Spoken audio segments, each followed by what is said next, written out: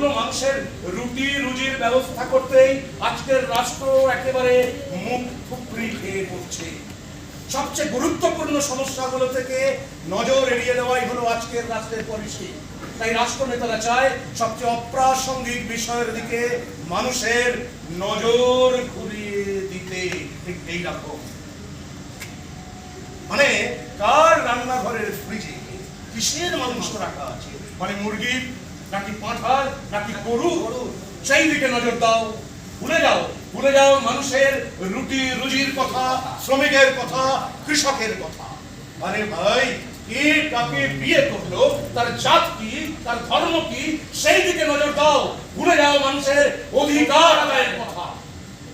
আচ্ছা, ওনার ওই এগে ছোচাবার ঘটনার সঙ্গে এই অপ্রাসঙ্গিক বিষয়গুলো কোথাও না কোথাও কি মিলে যায় না? সজাগ ও সতর্ক থাকুন, সজাগ ও সতর্ক থাকুন। যা বলছি সেটা বোঝার চেষ্টা করুন, ভাবার চেষ্টা করুন। আমার নিয়ে কি করতে চাইছো বলো তো? ঘটনা খুঁজতে এসে আমার তো আগা বন্ধ হয়ে যাবে। তোমরা কি ঝামেলায় জড়াতে চাইছো বলো তো?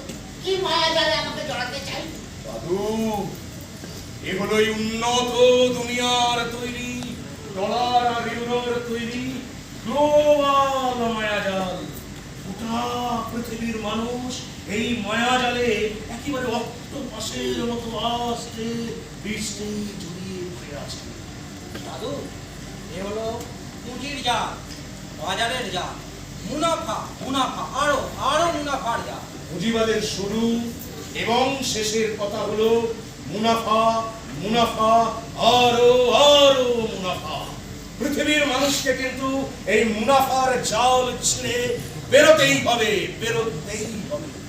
যারা কোল বালিশ জড়িয়ে তৃপ্তির ঢেকুর তুলে বগল চুলপথে এখনো জেগে জেগে ঘুমাচ্ছে, তাদের বলছি জিভ ডানা সোজা করে মানুষের পাশে এসে দাঁড়ান। মনে রাখবেন, পুঁজিবাদের সব থেকে বড় খিদে হলো মুনাফা, মুনাফা, আরো আরো মুনাফা। মুনাফার লোভে পুঁজিবাদ কিন্তু যে কোনো রকমের অন্যায় করতে, অপরাধ করতে একবারের বেশি দুবার ভাববে না। তাই যত বেশি মুনাফা তত বড় অপরাধ, আর ঠিক তত বড় দুর্নীতি। আর এই মুনাফা কোর পুঁজি মানব সভ্যতার স্বার্থে কিছু করে না। সে যা করে নিজের স্বার্থে, নিজের পেট পূরণের জন্য করে। এই নিয়ে ভিনিয়ে আপনারা মার্ক্সবাদের পুরনো কাসন দেখাচ্ছে, হ্যাঁ, আর সেই বস্তা পাচা সমাজতন্ত্রের বাধা উঠিয়া হয়ে যাচ্ছে। কেন গায়ে প্রশ্ন করছে আপনার? চামড়ায় জল বিছুটি লাগছে বুঝি? এতে আমার জোরালো আপত্তি আছে। কেননা মার্ক্সবাদ হলো একটি মৃত মতবাদ, তাকে ঘটা করে কবর থেকে তুলে আনার কোনো মানেই হয় না। আপনারা যারা সকাল সন্ধ্যে মার্ক্সবাদ মৃত, মার্ক্সবাদ মৃত বলে চিৎকার করছেন, তাদের এই ধরুন আপনাদের দাদুর দাদু, তার দাদু, তার দাদু, তারা তো মৃত, কিন্তু আপনারা কি কখনো তাদেরকে মৃত বলে ঘোষণা করেছেন? তাহলে মার্ক্সবাদ যদি সত্যি মৃত হয়, তাহলে তাকে বারবার মৃত বলতে হবে কেন? আরে মশাই, একটা মৃত জিনিসকে কতবার মৃত বলতে হবে? ওরা আসলে না ঘুমের মধ্যে হোক মার্ক্সবাদের যুদ্ধ দেখে। সাচ্চা কথা। মাতাল লম্পট পুঁজিবাদ খুব ভালোভাবেই জানে যে মার্ক্সবাদ আসলে জীবন্ত, সাংঘাতিকভাবে জীবন্ত। ক্রেমলিনের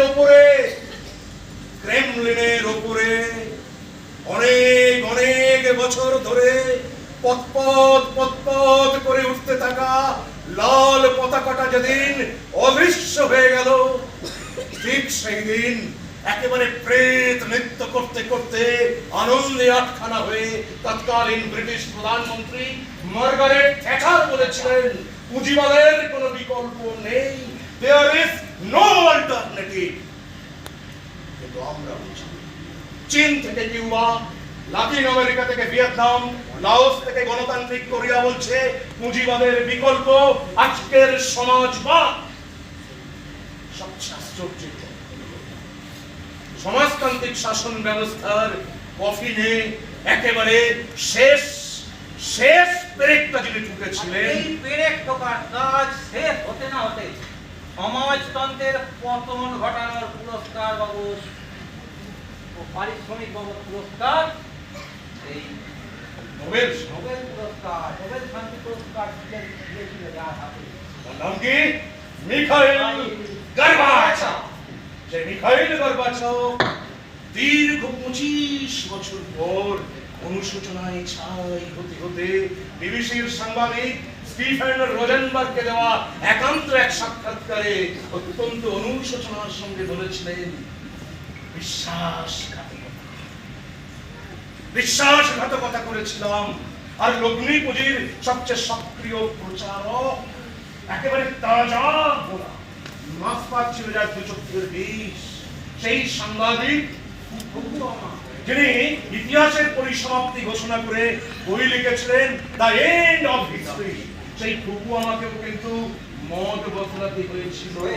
হ্যাঁ হয়েছিল। 2018 সালে তিনি জর্জ ইটনকে দেওয়া একান্ত এক সাক্ষাৎকারে অত্যন্ত জোর গলায় সমাজতন্ত্রের প্রয়োজনীয়তার কথা বলেছিলেন। মত বদলাবে, কারণ এটাই তো বিজ্ঞান। মার্ক্সবাদ একটা সৃষ্টিশীল বিজ্ঞান। মনে রাখবেন, নিকট ভবিষ্যতে চিতাভাস্যের ছাই সরিয়ে কমিউনিস্টের উত্থান দেখে আগামী পৃথিবী চমকে যাবে। কঠিন অঙ্ক আপনি বুঝতে পারেন, সেটা কি অঙ্কের লোক না, যে পারেনি তার বুদ্ধির ঘাটতি। আরে মশাই, প্রয়োগের ব্যর্থতা তো করতেই পারে। তার জন্য কিন্তু বিজ্ঞানের জগতে তত্ত্ব বাতিল হয়ে যায় না। এখনো যাদের চিন্তা শক্তি শুকিয়ে মরা খাল বিল হয়ে যায়নি, এখনো যাদের চিন্তা জগতে সবচেয়ে যে বড় ঢেউ, সবচেয়ে যে বড় প্রশ্ন এসে একেবারে সুনামির মতো আছড়ে পড়ছে, সবচেয়ে বড় কথা হলো প্রশ্নই যেখানে প্রশ্ন করছে সেটা হলো এই যে আশ্চর্য এই পৃথিবীটাকে আমরা কি রোজ রোজ ধর্ষিতা হওয়ার জন্য ওই মাতাল লম্পট পুঁজিপতির হাতে তুলে দেব, নাকি তাদের হাত থেকে ক্ষমতা ছিনিয়ে নেওয়ার জন্য শেষ লড়াইটা আমরা লড়ে যাব? মশাই, আসল বাইরে না বন্ধ করুন। হ্যাঁ, এমন সতীপনা দেখাচ্ছেন যেন বাজার ছুলেই আপনাদের সম্মানহানি হবে, সতীত্ব নষ্ট হবে। বাজার যেন এই সমাজতান্ত্রিক ব্যবস্থা থাকে না, যেন হাওয়াতেই দুনিয়ার সব মানুষের খিদে মিটে যাবে।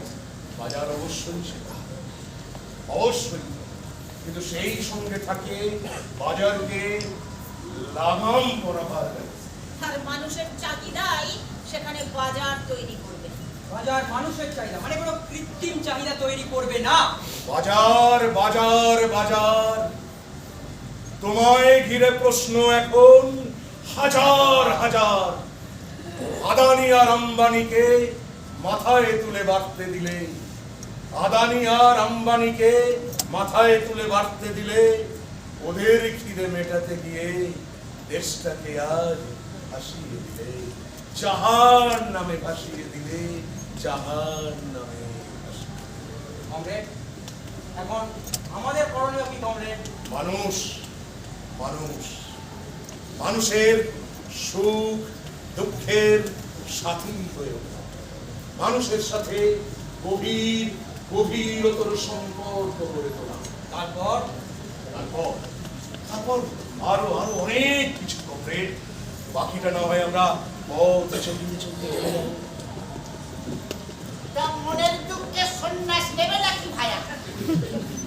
এ তো সন্ন্যাস বটে, তবে এটা রাজনৈতিক সন্ন্যাস।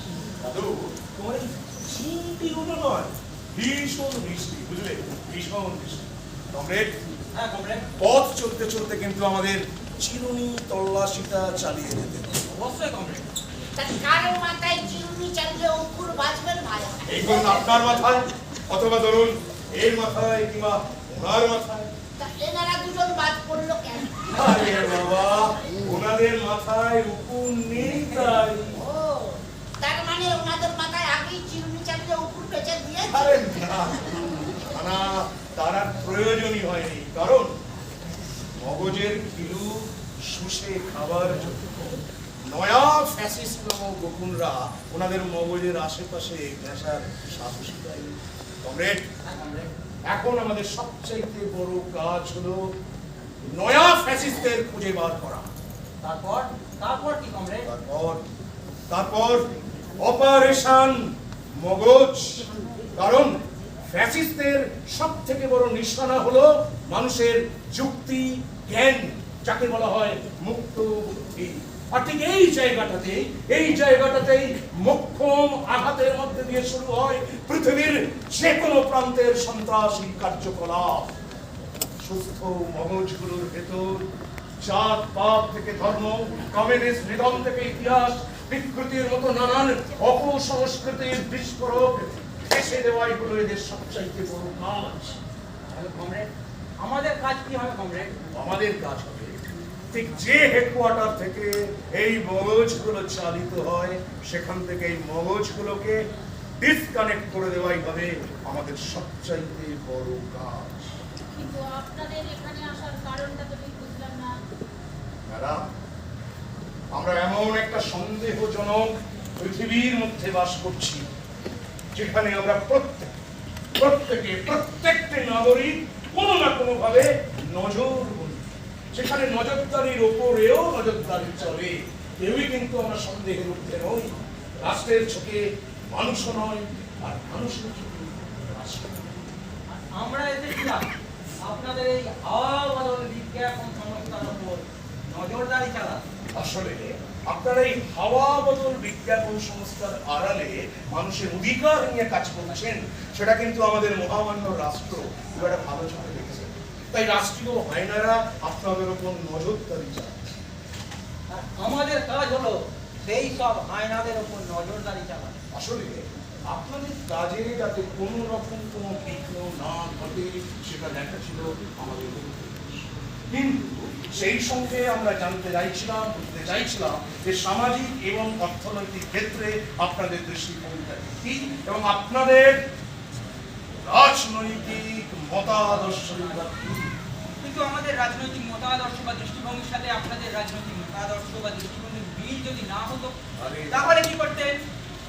আলোচনা টেবিলে বসতাম, মত বিনিময় করতাম, তর্ক জুড়তাম, তুমুল তর্ক, মত বিনিময় করতে করতে, সংলাপ বিনিময় করতে করতে আপনাদের আমরা একটা সুস্থ সুন্দর মতাদর্শের দিকে এগিয়ে নিয়ে যেতাম। বুঝতে পেরেছি, আপনারা আসলভাবে একটা রীতিমতো যুদ্ধক্ষেত্রে নেমে পড়েছেন। এই কেন করেছি? কোথায় যুদ্ধ? কিসের যুদ্ধ? কেন যুদ্ধ? এ হলো মতাদর্শগত যুদ্ধ, মতাদর্শগত সংগ্রাম। এই যুদ্ধ থামালে চলবে না, কিছুতেই চলবে না। পৃথিবীকে বাঁচাতে হলে এই মতাদর্শগত সংগ্রাম আমাদের কিন্তু চালিয়ে যেতে। এই যে ছেলেটি দেখছি, এই ছেলেটি কিন্তু পুলিশের ছদ্মবেশে টাকা পাঠাবার স্বপ্ন দেখছে। একে কিন্তু খুব সহজেই কিন্তু নয়া ফ্যাসিস্টরা কিনে নিতে পারে। এর মাথায় একটা ফেটটি আর হাতে একটা অস্ত্র ধরিয়ে একে কিন্তু উন্মত্ত কোনো ধর্মীয় মিছিলে ফিরিয়ে দিতে পারে।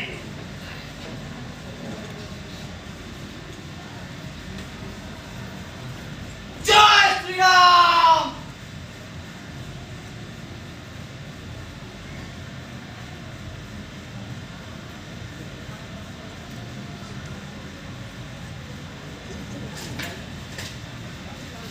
আল্লাহু আকবার! শুধু তাই নয়, একে মানব বোমা বানিয়ে ব্যস্ত কোন শহরের পেটের ভেতরে ঢুকিয়ে দেওয়া যেতে পারে।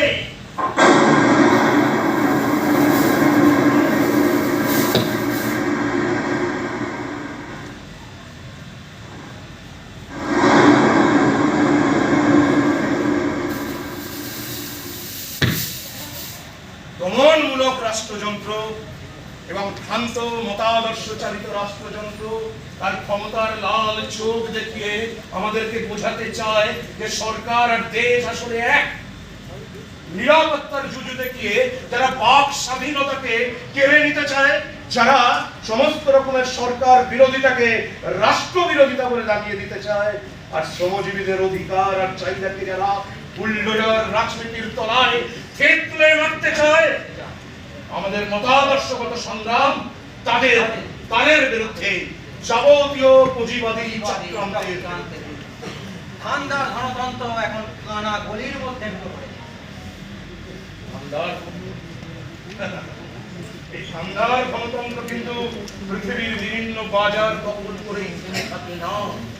তারা চায় নিজেদের পছন্দের মতো রাষ্ট্র ব্যবস্থা, আর সেই রাষ্ট্র ব্যবস্থাকে পরিচালনার জন্য দাবিদার রাষ্ট্রপ্রধান এবং রাজনৈতিক পুঁজির খিদে মেটাতে গিয়ে সেই রাষ্ট্রপ্রধানদের স্বাভাবিক কারণেই হতে হয় চরম কর্তৃত্ববাদী এবং স্বৈরতান্ত্রিক। গণতন্ত্রের মাথা মুড়িয়ে তাকে গাধার পিঠে চাপিয়ে রাষ্ট্রের সীমানার বাইরে বের করে দেওয়াই হলো এদের কাজ। এই কর্তৃত্ববাদী স্বৈরতান্ত্রিক রাষ্ট্র নেতারা পৃথিবীর বিভিন্ন দেশে যে রাষ্ট্র ব্যবস্থা গড়ে তুলেছে, এক কথায় সেই রাষ্ট্র ব্যবস্থাকে বলা যায় নির্বাচিত স্বৈরতন্ত্র। হ্যাঁ হ্যাঁ, নির্বাচিত স্বৈরতন্ত্র, নির্বাচিত স্বৈরতন্ত্র। কমরেড, হ্যাঁ কমরেড, এই নির্বাচিত স্বৈরতন্ত্রের সবচাইতে বড় কাজ কি কমরেড?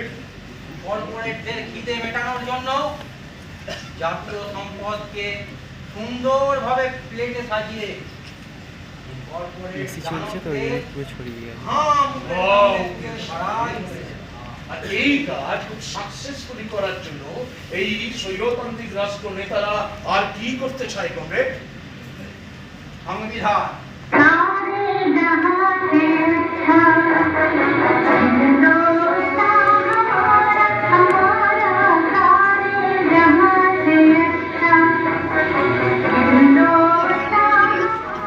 এই সংবিধানকে একেবারে ভেতর থেকে দুর্বল করে দিতে।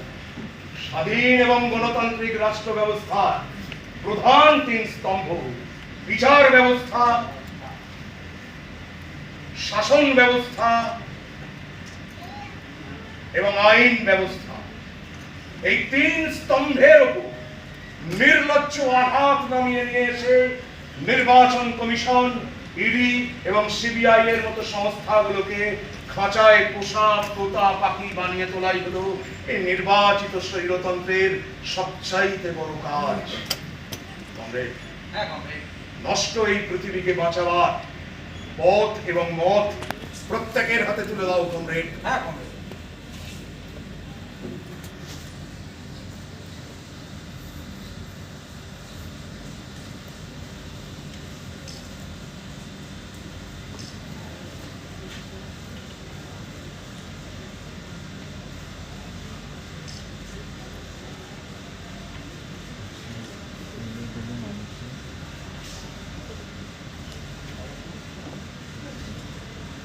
পুঁজি পুঁজি পুঁজি হলো একমাত্র শেষ কথা। সারা দুনিয়ায় পুঁজি শাসন করেছে, করছে এবং আগামী দিনেও করবে, করবেই। মানুষ মানুষ মানুষই শেষ কথা বলছে, বলবে। কমিউনিস্ট ইস্তেহার এবং দাস ক্যাপিটালের উজ্জ্বল অনুসরণ, নতুন চিন্তার প্রবাহ, পৃথিবীকে বাঁচানোর শপথ, এলেবেলে মানুষের ইস্তেহার।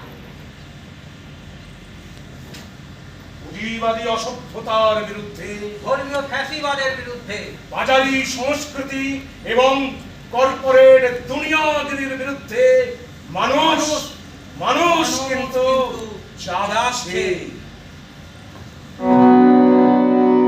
কর্পোরেটের কোলে চড়ে নেতাজিতে ভোটের ঘরে, কর্পোরেটের কোলে চড়ে নেতাজিতে ভোটের ঘরে, লুটের টাকা পকেটে মারে, জলমাটি জঙ্গল করে তেরে টাকায় পকেট মারে, জলমাটি জঙ্গল করে কর্পোরেটের মাথায় চড়ে, বাজার তোমায় বাজারি করে, কর্পোরেটের মাথায় চড়ে, বাজার তোমায় বাজারি করে, ধর্মে ধর্মে এড়িয়ে দিয়ে, বাজারে নাও মারে, ধর্মে ধর্মে নিয়ে নিয়ে ওর বাজারে নাও মারে কর্পোরেটের কোলে চড়ে নেতাজিতে ভোটের ঘরে কর্পোরেটের কোলে চড়ে নেতাজিতে ভোটের ঘরে আমার ধর্ম তোমার ধর্ম বাজার এখন সবার ধর্ম আমার ধর্ম তোমার ধর্ম বাজারে এখন সবার ধর্ম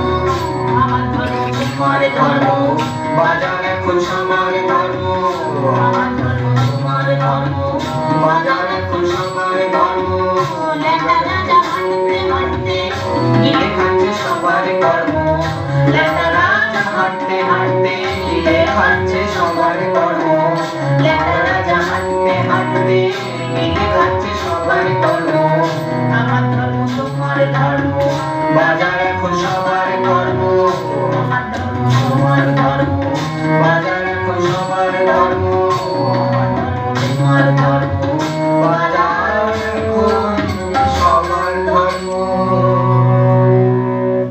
ওই বাজার ময়ে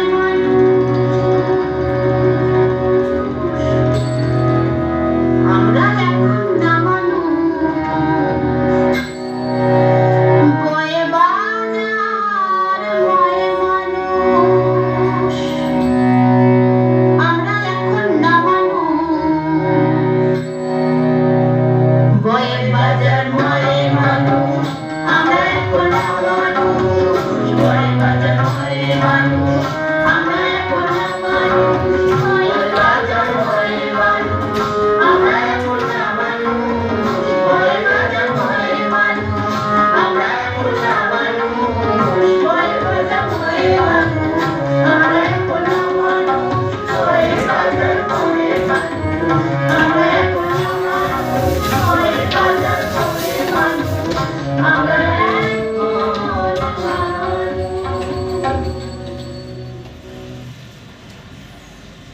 ওই বাজার ময়ে মানুষ মনে রাখবেন হব না আমরা বাজারের ফানুষ ওই বাজার ময়ে মানুষ সবার উপরে কিন্তু মানুষ মানুষ মানুষ সংগ্রামে বিপ্লবে চিন্তায় চেতনায় মানুষ মানুষ মানুষ